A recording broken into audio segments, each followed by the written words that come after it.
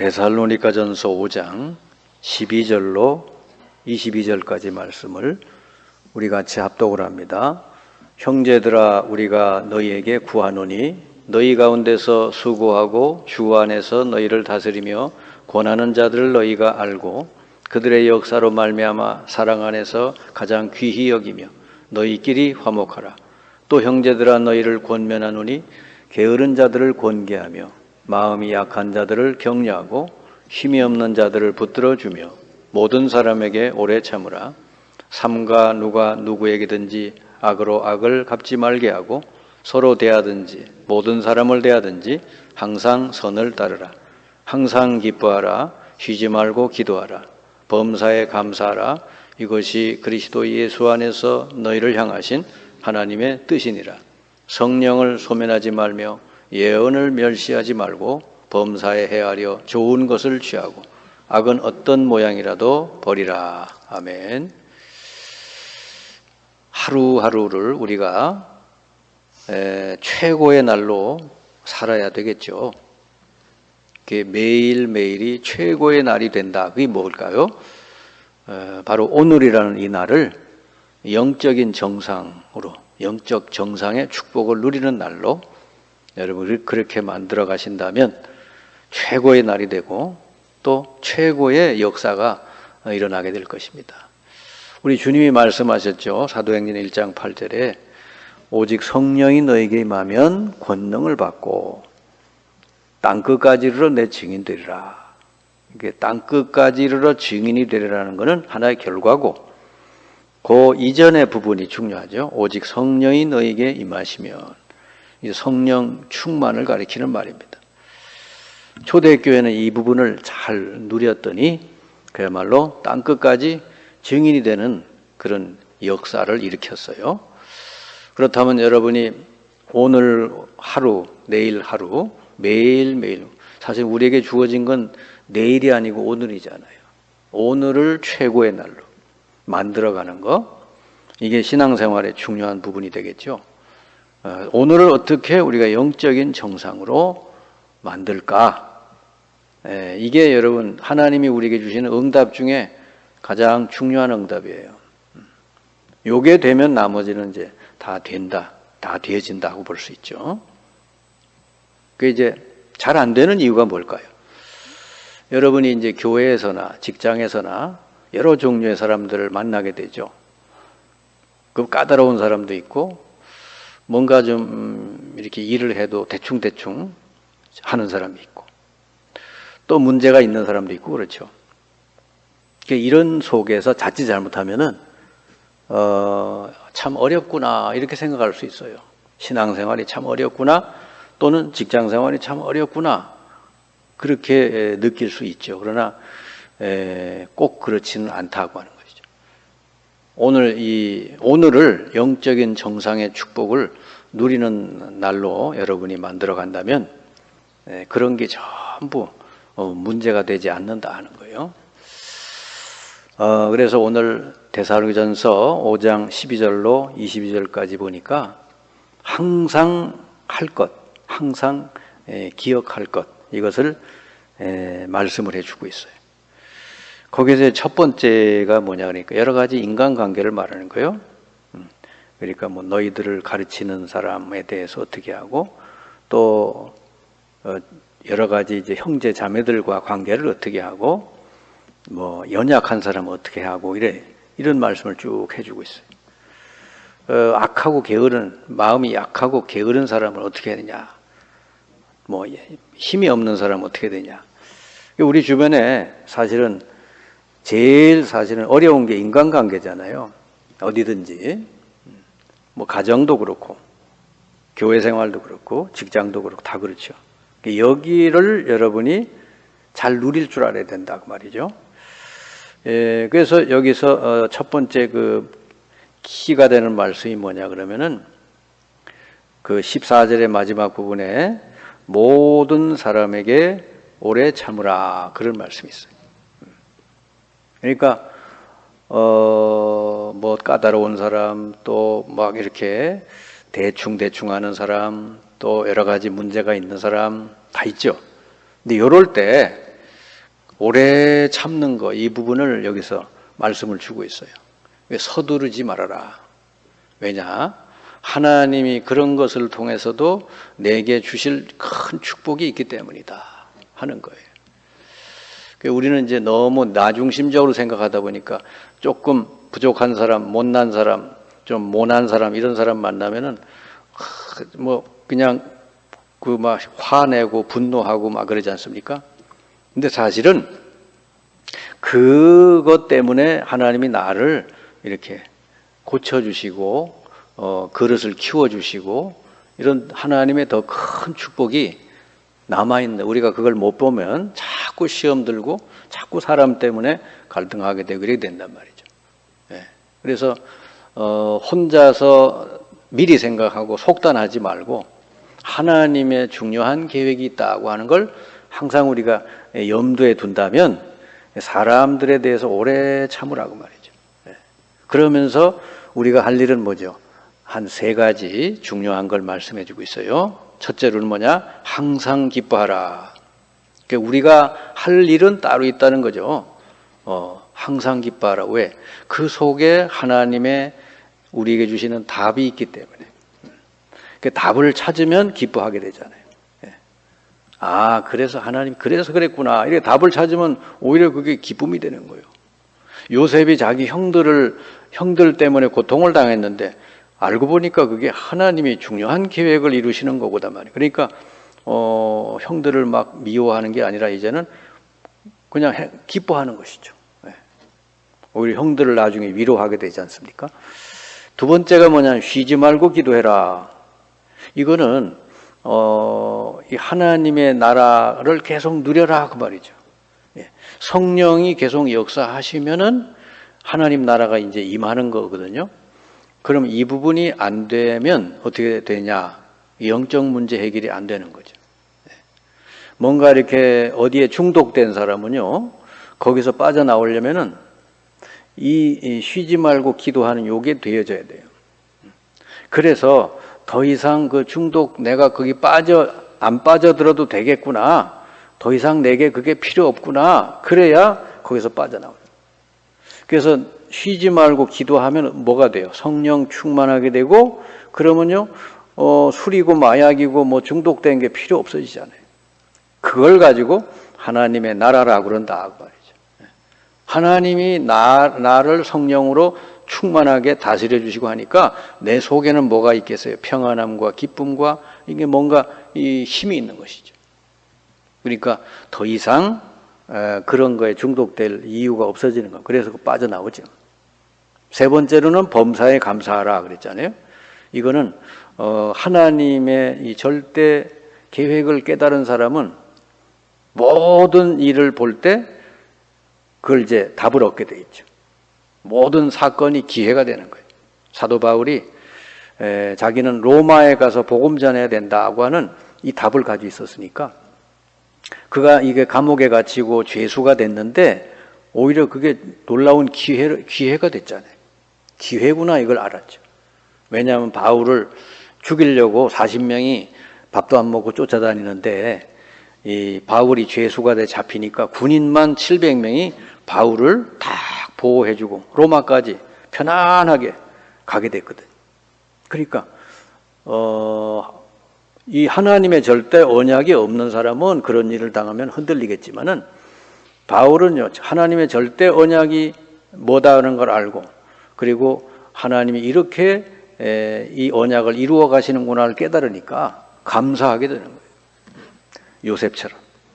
그래서 여러분이 이 직장 생활이나 또 교회에서 신앙 생활이나 할 때 항상 3가지를 잘 하시면은 하나님의 더 큰 축복을 받아 누리게 될 것입니다.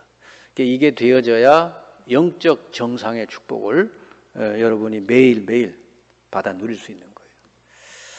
자, 그래서 응답 중에 응답, 하나님이 우리에게 주시는 최고의 응답이 바로 오늘 하루하루를 정상으로 만들어 가는 거. 이 하나님이 이제 우리에게 약속한 것이고 우리가 누릴 수 있는 거거든요.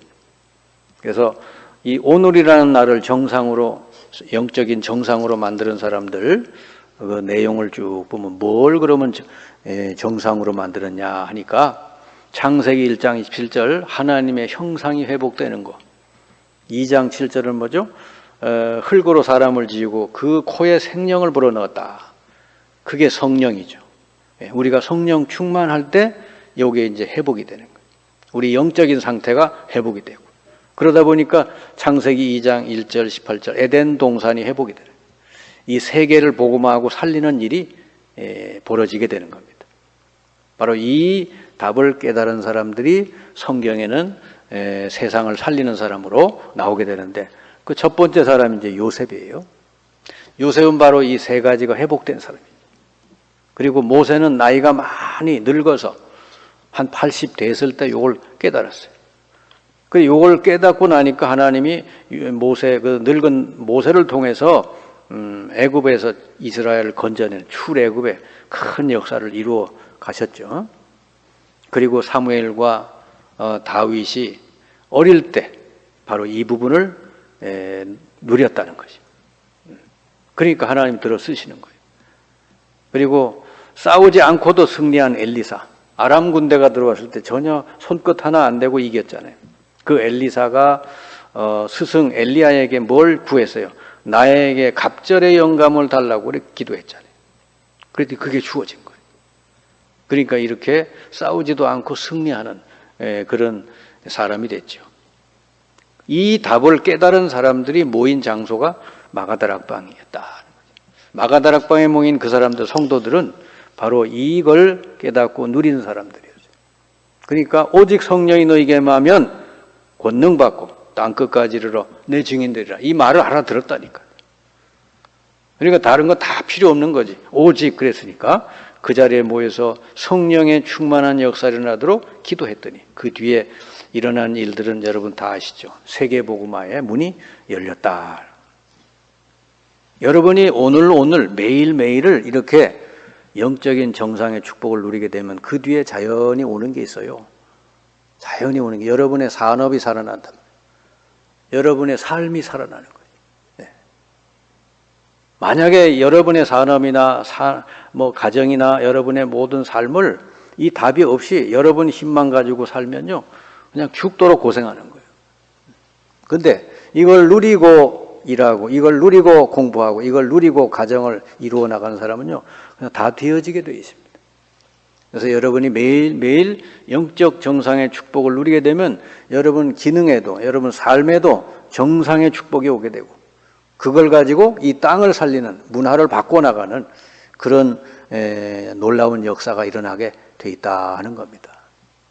성경에 중요한 믿음의 사람들이 다 그랬다고 하는 거 기억하시고, 자, 그러기 위해서는 우리가 주의할 게 있죠. 주의할 거. 속지 말아야 된다. 속지만 않으면 돼요. 네. 그러니까 자꾸 잘 속는 사람은요, 이런 참된 이런 축복을 누릴 수가 없게 되죠. 나중에 깨닫게 돼요. 오늘 하루하루 깨달아야 되는데 요셉처럼 뒤늦게 나중에 가서 깨닫게 된다니까. 네. 그러니까 여러분은 이 축복을 날마다 누리면서 여러 가지 삶 속에서 여러분 인간관계나 모든 것에서 속지 않으면 된다고 말이죠. 자, 우리가 이제 꼭 붙들고 가야 될 게 뭐냐? 우리 이미 하나님이 다 주셨어요. 여기 보니까 마태복음 28장 18절 하늘 땅 모든 권세를 내게 주셨다. 그리고 세상 끝날까지 내가 너희와 항상 함께 있으라 그랬잖아요. 사실 끝난 거예요. 우리는 이제 그 이름을 가지고 흑암 세력을 꺾고 그 이름을 가지고 세상 사람들에 가서 이 전달하면 되어지게 되어 있습니다. 왜냐, 그 이름 앞에 다 복종하게 되어 있어요. 여러분에게 그 이름을 줬어요. 이걸 가지고 여러분이 어디 가든지 사용하면 돼요. 그리고 우리 주님께서 부활하신 뒤에 제자들에게 오셔서 마지막으로 주신 말씀이 그거죠. 사도행전 1장 6절 8절에 뭐 이스라엘이 언제 회복되겠습니까? 물어봤더니 그건 너희 알 바 아니요. 그리고 너희들이 할 일은 따로 있다. 그러면서 오직 성령이 충만하면 권능을 받게 될 것이고 그러면 증인이 될 것이다. 그랬습니다. 그래서 사실은 우리가 너무 이렇게 많이 속아서 오직 성령 충만 이걸 못 누리잖아요. 자꾸 속아서. 그런 거는 알 바 아니래. 우리 알 바 아니고. 그리고 사람과 관계에서 오래 참고 기다리고 우리가 할 일은 성령 충만을 계속 누리게 되면 땅끝까지 증인된다고 그랬으니까요. 여러분 초대교회처럼 이렇게 잘 누리시기 바랍니다. 요걸 잘 누린 사람들이 모인 교회가 안디옥 교회예요.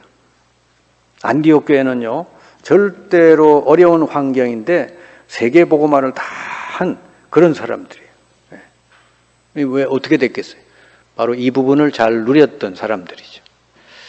그리고 초대교회에 큰 어려움이 왔죠. 헤롯이 막 박해를 하고요, 베드로를 잡아서 감옥에 가두고 막 사형 선고를 내리고 그랬잖아요.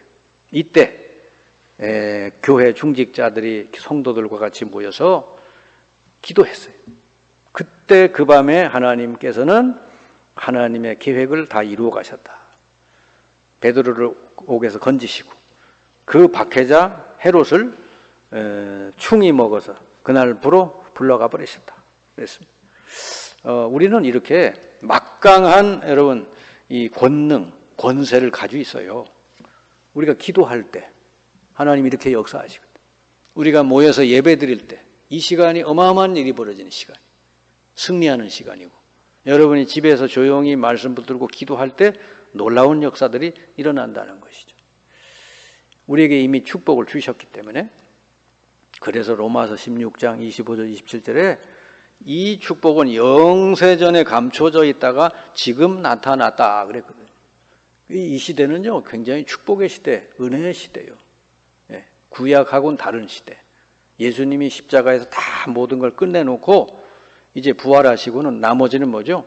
이제 이 축복을 누리는 사람은 세계를 살리게 된다고 하는 것이죠. 그래서 여러분이 지금 가지고 있는 문제, 갈등이 무엇이냐? 그리고 여러분이 관심 갖는 게 뭐고, 여러분의 최종 목표가 무엇이냐? 이거 잘 생각해 보시면은, 이게 틀린 거구나. 이렇게 답이 나와야 맞는 것이에요. 하나님이 우리에게 주신 것을 여러분 붙들고 잘 누릴 수 있어야 됩니다.